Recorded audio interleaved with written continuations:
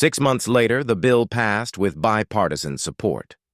When Jasmine Crockett stood once more at the podium, this time not as the accused but as the author of history, she thanked her colleagues, including the Speaker, for working together.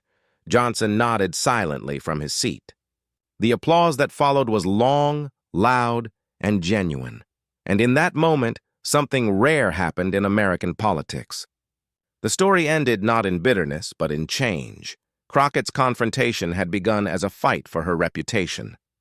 It ended as a fight for reform, one that reshaped the institution itself. Years later, when students studied that viral clip, they wouldn't just analyze her rhetoric. They'd see proof that truth, preparation, and courage could still move a nation, even inside the most divided chamber in America. And for once, the headline got it right. Transparency won. The air inside the House chamber was thick with tension. Representatives shuffled papers, whispered to aides, and scrolled through their phones. It was supposed to be just another routine session of Congress, or so everyone thought, because what was about to unfold in the next few minutes would send shockwaves through Washington, D.C., and dominate news cycles for weeks to come. At the podium stood Speaker of the House MikeJohnson, his expression unusually stern. In front of him sat a stack of documents, papers that would soon become the center of a political firestorm. Across the aisle, Representative Jasmine Crockett sat poised and confident, unaware that she was moments away from becoming the target of one of the most explosive confrontations Congress had seen in years. Johnson cleared his throat. The chatter died instantly. "Members of Congress," he began, his voice sharp and controlled. "We gather here not just to debate policy, but to uphold the trust that the American people have placed in us. That trust is sacred, and when it's broken, when representatives vote one way and claim another, we have a duty to address it." The room stirred. He hadn't named anyone yet, but the tone in his voice told everyone that something big was coming. Johnson's gaze swept across the chamber and stopped on the Democratic side. "Today, I want to discuss voting records," he continued. "Not just any records, but those of representatives who've built their image on certain principles, yet whose actual votes tell a different story." Then came the name that froze the chamber. Representative Jasmine Crockett. Gasps erupted. Democrats shouted objections. Republicans cheered. Camera phones flashed from every direction. On C-SPAN, the live feed spiked to record viewership. Social media exploded with hashtags Johnson vs. Crockett and the Congressional Showdown. But Jasmine Crockett didn't move. She sat perfectly still, calm and unreadable, as if she had expected this moment all along. Those who knew her recognized that calm, the stillness before impact. Johnson raised his hand to silence the room.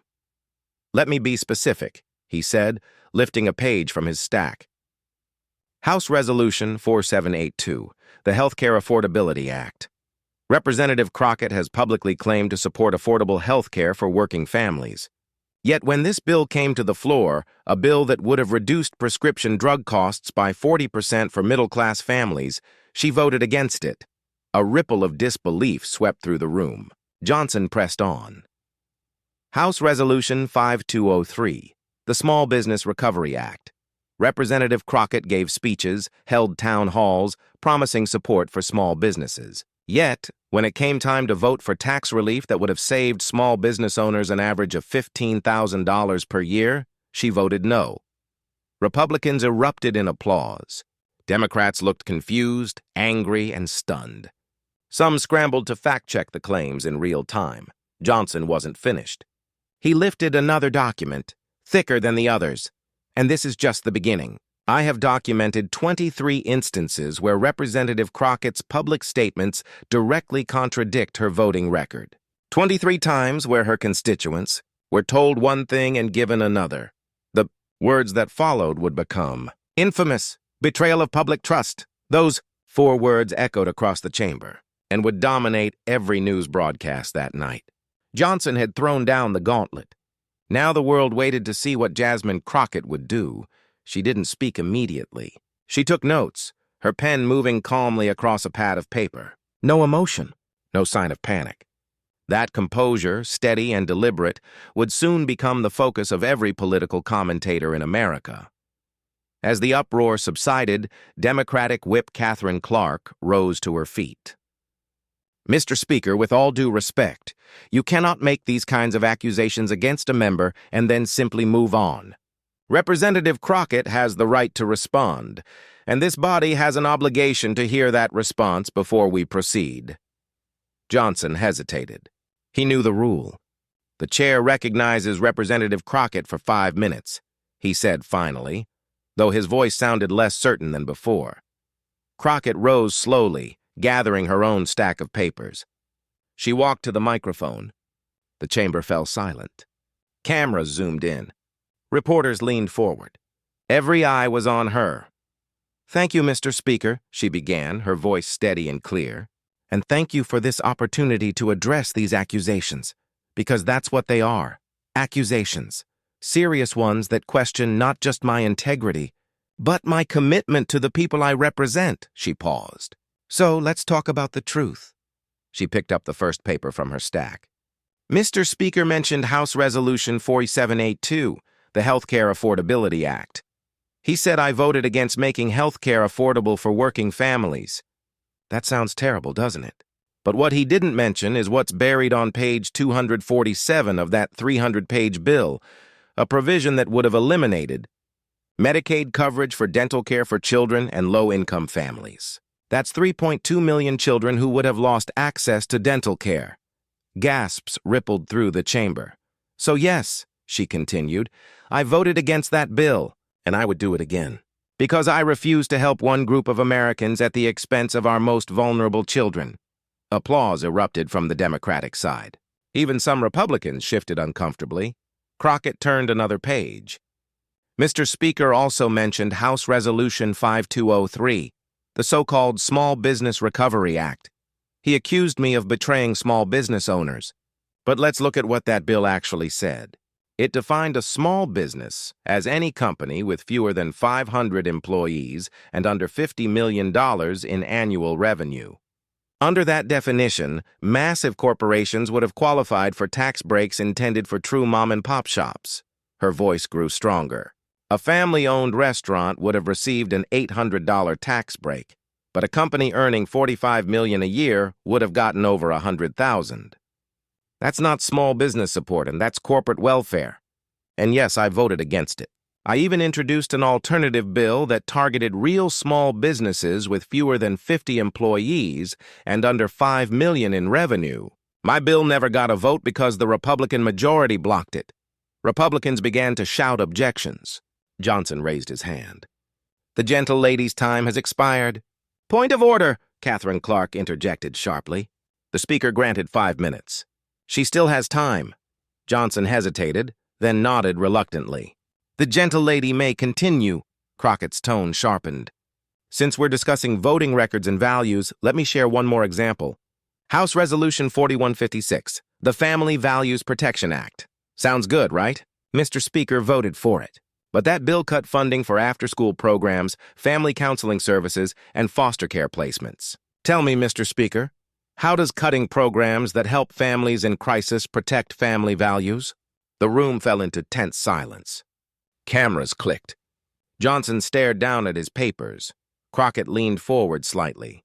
"Here's what the American people need to understand.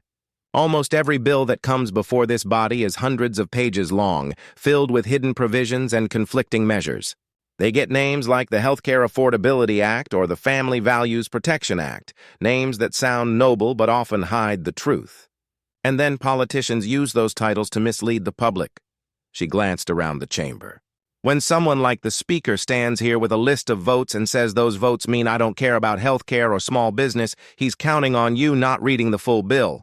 He's counting on you not knowing what's really inside those hundreds of pages. He's counting on you believing the headline, not the reality." She let the silence linger.